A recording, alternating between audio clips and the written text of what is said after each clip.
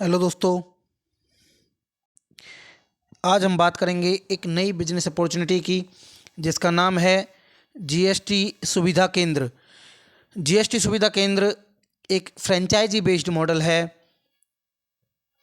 जिसकी owner Pro Logic web solutions private limited company है। जो कंपनी है वो 10 साल पुरानी है और उसका रजिस्ट्रेशन सन 2012 का है। इसकी अगर हम बात करें दोस्तों तो एक फ्रेंचाइजी बेस्ड मॉडल है और इसमें जो सर्विसेज हैं वो हैं good service tax, income tax returns, DSC registration, accounting, audit. ये लगभग वही काम है जो एक सीए करता है और उसकी जो फीस है वो नॉर्मली 2 से 3 हज़ार रुपये मंथली होती है। तो इन्होंने क्या किया है दोस्तों, इन्होंने जो स्मॉल बिजनेसमैन हैं जिनका टर्नओवर 20 लाख से ऊपर का है लेकिन उनका जो काम है वो अभी स्मॉल स्केल पे है, स्मॉल और मीडियम स्केल पे। तो इन्होंने क्या किया है कि वही जो सर्विस जो सीए देता है उसके लिए कम चार्जेज में वही प्लेटफॉर्म उपलब्ध करवाया है। इसलिए ये फ्रेंचाइजी दे रहे हैं लोगों को।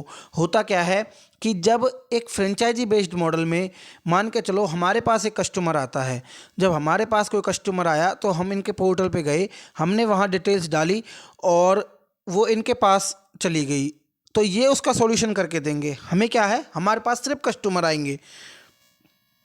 इसकी मैं डिटेल में आगे बात करूँगा। सबसे पहले हम सर्विसेज की बात कर लेते हैं।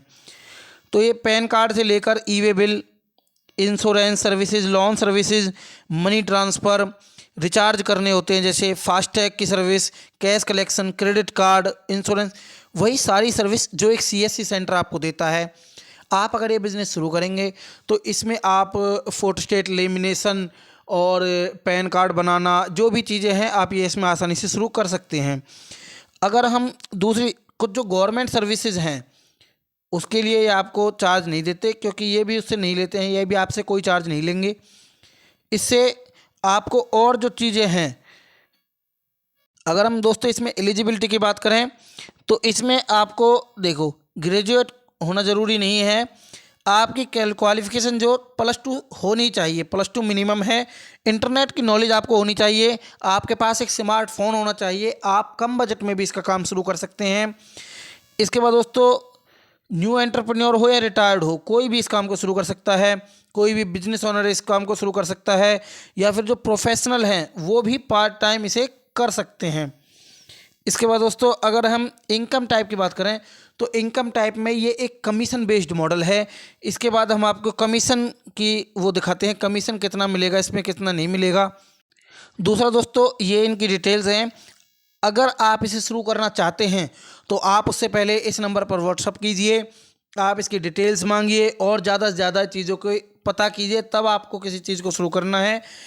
इससे अगली वीडियो में हम आपको इनके जो पोर्टल पे होता है, जब हमने इनका रजिस्ट्रेशन लिया और जो पोर्टल पे हुआ वो सारी जानकारी हम आपको देंगे कि मैन वॉलेट क्या होता है, हम ऑर्डर कैसे लगाते हैं, कौन से डॉक्यूमेंट हमें अपलोड करने होते हैं, कौन से नहीं करने होते हैं, हमारा रजिस्ट्रेशन कैसे होगा, हमें आईडी कैसे मिलेगी, और आपको जो भी चीज़ें हैं वो हिंदी और इंग्लिश दोनों में अवेलेबल होंगी। इसके बाद दोस्तों हम ये जो भी सर्विसेज हैं ये सर्विसेज हैं आपके लिए। इसके बाद दोस्तों अगर इसके बाद लॉगिन करने को अगर हम कमीशन, हमारा मतलब है कमीशन कितना मिलेगा, तो कमीशन देखो ये है कमीशन वाला सेक्शन। इसमें अगर हम कमीशन की बात करें दोस्तों, मान के चलो हमने जीएसटी रजिस्ट्रेशन किया और जीएसटी रजिस्ट्रेशन का जो चार्ज है वो 400 रुपये है। अब 400 रुपये में इंस्टेंट जो कमीशन है वो 200 रुपये है। होगा क्या कि हमें जब कस्टमर हमारे पास आया तो कस्टमर हमें एक चीज़, वो अपने डॉक्यूमेंट देगा और हमें बताएगा कि आपको हमारा जीएसटी रजिस्ट्रेशन करना है। जीएसटी रजिस्ट्रेशन करने के लिए हमें एक ऑर्डर लगाना पड़ेगा।